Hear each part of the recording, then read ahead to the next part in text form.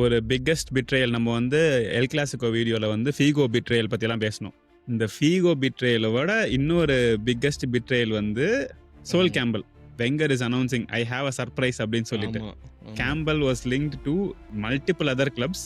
திடீர்னு வெங்கர் மாமா வந்து கூட்டிட்டு இருந்தாங்க சர்ப்ரைஸ் சோல் கேம்பல் அப்படின்னு அகாடமில இருந்து ஆடிட்டு and then he goes to the rival club. அதாவது நீங்க வந்து எங்க ஏரியாக்கே வருவீங்க, பொத்தி பொத்தி வளர்த்த கேப்டனையும் வந்து எடுத்துட்டு போவீங்க, அதை எடுத்துட்டு போயிட்டு அதுக்கப்புறம் வந்து ஆர்சனல் ஸ்டார்டட் வின்னிங் நான் ஸ்டாப். நீ எஸ்பெஷலி அந்த வீடியோ நீ போய் பாரு, சோல் கேம்பிள் வாங்கின வீடியோல ஆர்சின் வெங்கருக்கு ஒரு ஸ்மோக் இருக்கும் சரியா, ஆமா, நக்கலான ஒரு சிரிப்பு பாத்தியா அப்படின்னு சொல்லி இதை வந்து லேயர் லேயரா பிரிக்கலாம். கர்னாச்சோ going to Chelsea is scene as a betrayal சரியா.